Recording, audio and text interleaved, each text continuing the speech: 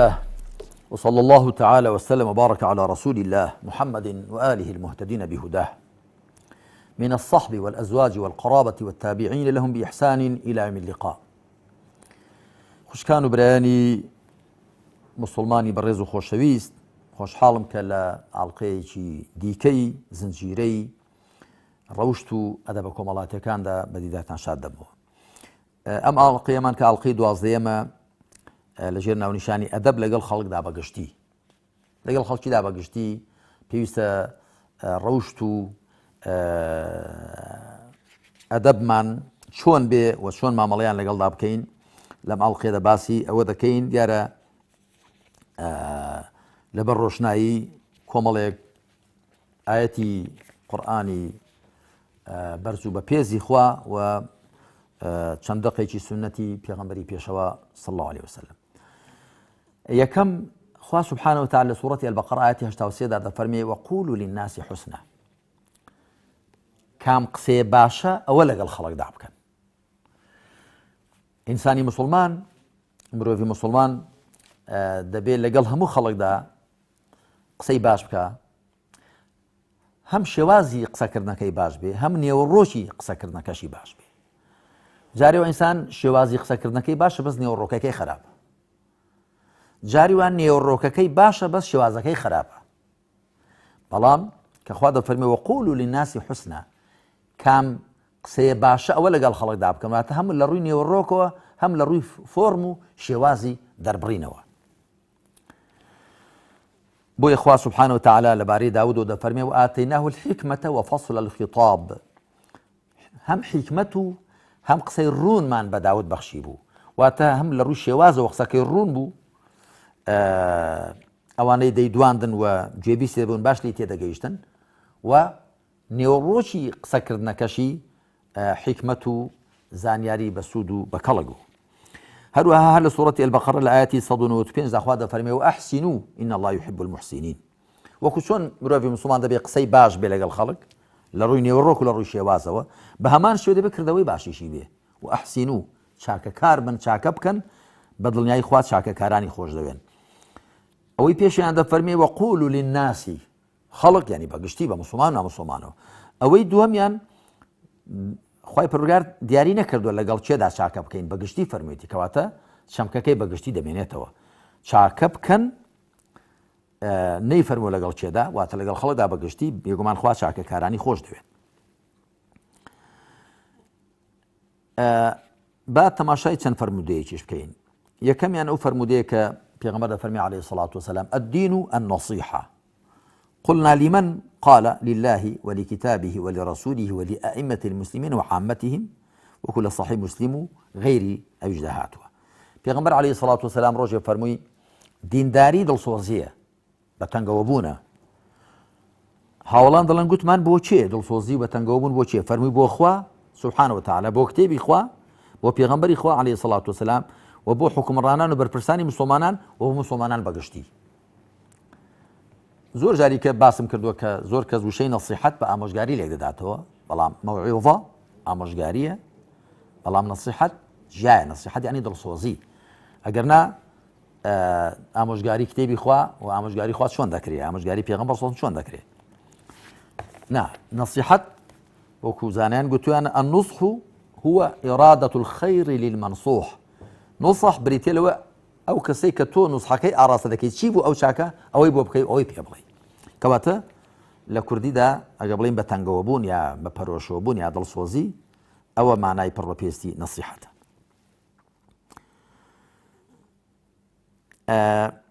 پێغەمبەر عليه الصلاة والسلام فەرمایشتێکی کە دەفەرمێ المؤمن يألف ويؤلف ولا خير في من لا يألف ولا يؤلف وخير الناس أنفعهم للناس. ئەمە السيوطي الجامع الصغير ده هناويتي، والمناوي لفيض الخدير برجي الشيخ العبراسي يصوب السنو ده هناويتي. ده فرمي بروادار خەڵکیش هۆگری خۆی دەکا و هۆگری خەڵکیش دەبێ، و کەسێک نەبتوانێت خەڵک هۆگری خۆی بکە، نەهۆگری خەڵک بێ خێری پێوە نییە، و باشترینی خەڵک سود بەخشترینیانە بۆ خەڵک. دیارە ئەلبانیش ئەم فەرموودەی بە ساحیح داناوە، کەواتە پێوەری چاکبوون لە لایخوا ئەوەیە کە ئینسان سوود بەخشتر بێ بۆ خەڵک و کەڵکیان پێ بگەێنێ سوودیان پێ بگەێنێ چ سوودی مادی چ معنەوی خەڵک بەگشتی. هەروەها پێغەمبەر عەلەیهی سەڵات وسەلام دەفەرمێت تەبەسسوموکە فی وەجهی ئەخیکە صەدەقە. ئەمە تیرمودی هێناوێتی و ئەلبانی بە سەحیح داناوە. زەردەخەنەکردنت لە ڕووی برای خۆتدا خێر و پاداشتی هەیە، چاکەیەکە کە خێر و پاداشتی لە بەرامبەردا هەیە. دیارە لەگەڵ خوشی مسلمانیشدا بە هەمان شێوە.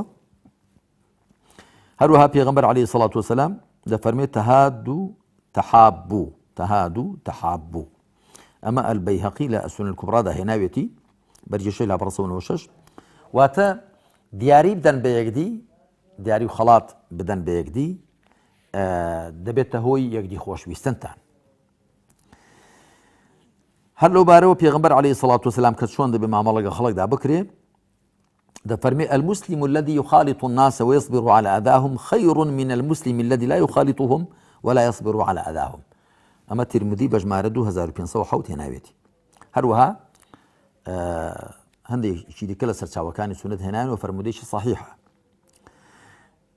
دەفەرمێ ئەو مسلمانەی کە لەگەڵ خەڵک تێکەڵ دەبێ مامەڵەیان لەگەڵدا دەکا و خۆراگریش دەبێت لەسەر ئازاریان باشترە لەو مسلمانەی کە لەگەڵیان تێکەڵ نابێ و خۆراگریش نابێت لەسەر ئازاریان.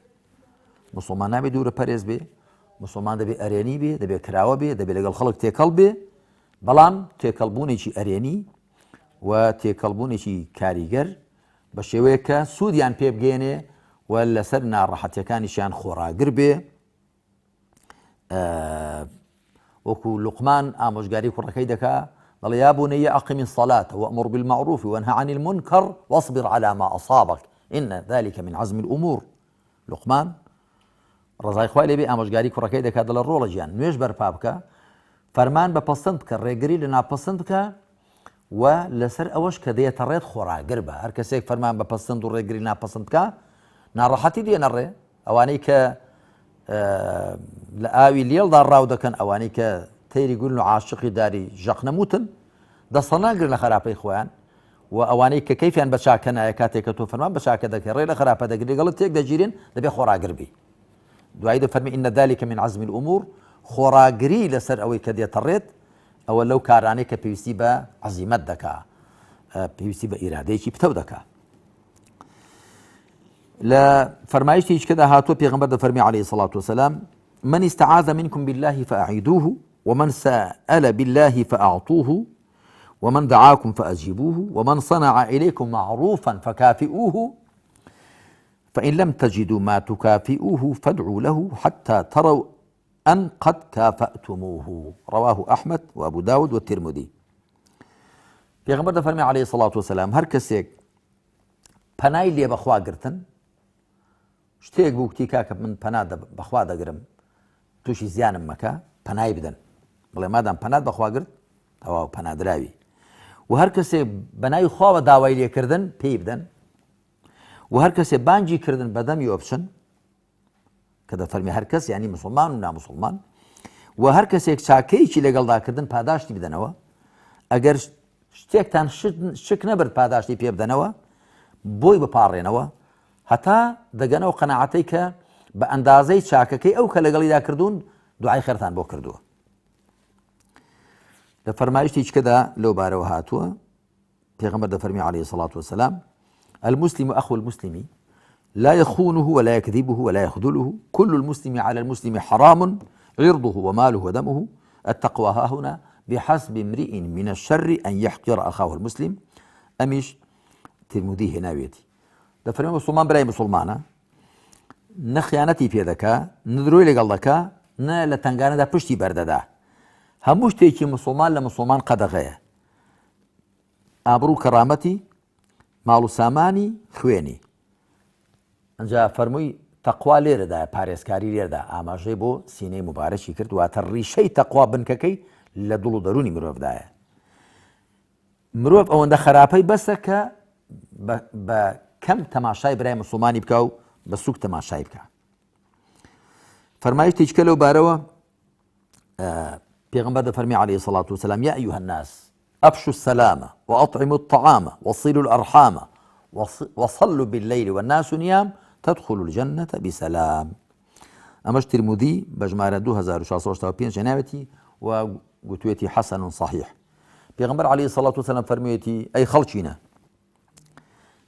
سەڵاوکردن بڵاوکەنەوە، زۆر سەلام لە یەکدی بکەن، خواردن بە یەکدی بدەن، خواردن بە خەڵک بدەن، پەیوەندی خزمایەتی بگەێنن، لە کاتێکدا کە خەڵک خەوتون بە شەوێ ئێوە شەو نوێژ بکەن بە سەلامەتی دەچنە بەهەشت.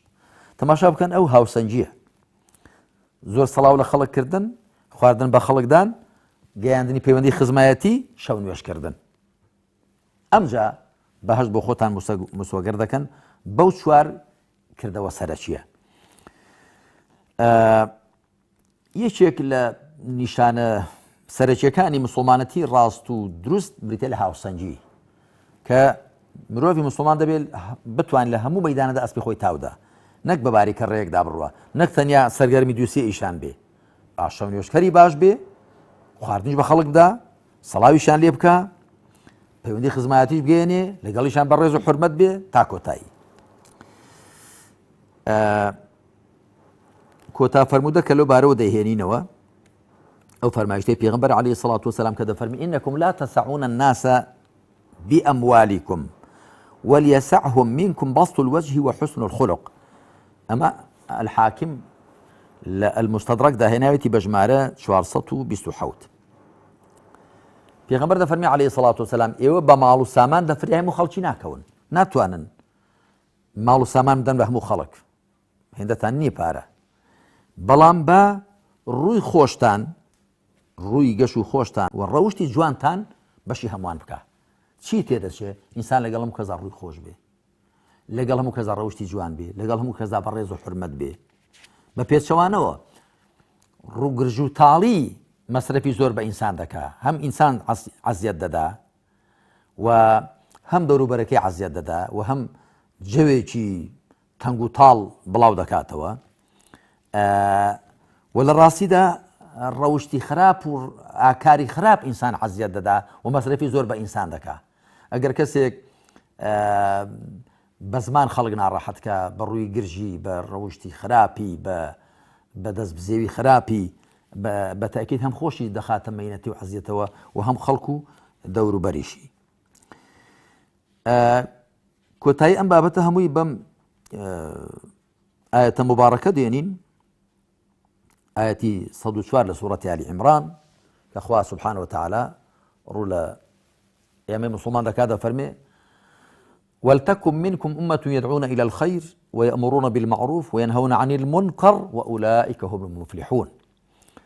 ئێوە کۆمەڵێک بن ئەی مسلمانینە، یا با لە ئێوەدا لەنێو ئێوەدا کۆمەڵێک هەبن ئەم سێ کارە بکەن. يدعون إلى الخير، خەڵک بانگ کەن بۆ هەرچی شتی چاکە. خەیر دەڵێ ما يرغب فيه الكل، ڕاغیبی ئەسفەهانی وای پێناسە دەکات الخەیر ما يرغب فيه الكل. خەیر وشەی خەیر بریتێ لەوەی کە هەموو کەس بۆی ئارەزۆمەندە، چ پەیوەندی بەلایانی ژیانی تاکیەوە هەبێت، چ بە خێزانی، چ بە کۆمەڵایەتی، چ بە سیاسی، چ مادی بێت، چ معنەوی. کەواتە ئێوە با کۆمەڵێک لەنێو ئێوەدا هەبن، یاخود ئێوە ئەی مسلمانی کۆمەڵێک بن، خەڵک بانکەن بۆ هەرچی کە سوود و کەڵکی ئەوانی تێدا یەک، و فەرمان بکەن بە هەرچی شتی پەسەندە، فەرمانی پێ بکەن، واتە هەوڵدەن شتی پەسەند و چاک لە کۆمەلگا و دەوروبەری خۆتاندا بچەسپێنن، وينهون عن المنكر و ڕێگری بکەن لە شتی ناپەسەند و خراپ. دوایی دەفەرمێ وأولئك هم المفلحون، هەر ئەوانەش سەرفرازن. دیارە وشەی المعروف و المنکر کە دەبێ معروف فەرمانی پێ بکرێ و منکر دەبێ ڕێگری لێ بکرێ، لە زمانی عەرەبیدا هەردووچیان ئەلیف و لامی تعریفیان لەسەرە. ئەو ئەلیف و لامە لێرەدا معنای جنس دەگەیەنێ، واتە هەرچی شتی پەسەندە دەبێ فەرمانی پێ بکەن و هەرچی شتی ناپەسەندە ڕێگری لێ بکەن. جا هەرچی شتی پەسەندە، چ پەیوەندی بە لایەنی بووناسیەوە هەبێت، چ پەیوەندی بە ئیمان و عەقیدەوە، چ پەیوەندی بە لایەنی عیبادەت و پەرستشەکانەوە، چ پەیوەندی بە لایەنی ڕەوشت و ئاکارەوە، چ بە باری کەسێتی و بواری خێزانی، چ بواری کۆمەڵایەتی، چ بواری سیاسی، هەرچی پەسەندە دەبێ هەوڵ بدرێ بچەسپ پێندرێ و هەرچی ناپەسەندە دیسان پەیوەندی بە هەر کام لە ڕەهەندەکانی ژیان و هەر کام لە لایەنەکانی مسلمانەتیەوە هەبێت دەبێ هەوڵ بدرێ ئەو ناپەسەندانە ئەو شتە خراپانە ڕێشەکێش بکرێن. ئەمجا خوا دەفەرمێ وأولئك هم المفلحون، هەر ئەوانەش سەرفرازن، ئەوانەی کە خەڵک بانگ دەکەن بۆ هەرچی شتی چاکە و هەوڵ دەدەن چاکیان و پەسەندیان لە نێودا بچەسپێنن و خراپیان لە نێودا ڕشە کێشکەن و کۆمەلگا بژارکەن لە خراپەکان و بیر ڕازیێنەوە بە چاکەکان ئەوانە سەرفرازن ئەوانە بە مراد گەیشتون خی پرگار لەو کەسانەمان ژێڕێ خوا بەلوتف و کەڕەمی خۆی یارمەتیماندا کە لەگەڵ خەڵکدا بەگشتی بە ڕەوشتە بەرزەکان بە ئەدەبە بەرز و پەسەندەکان مامەڵە بکەین بۆ ئەوی کە ڕزامەندی خوا بۆ خۆمان مسۆگەر بکەین و ژانێکی مسلمانانەی تەندروست لە نێو کۆمەڵگای خۆماندا بگوزارێنین وصلى الله على محمد وعلى آله وصحبه أجمعين والحمد لله رب العالمين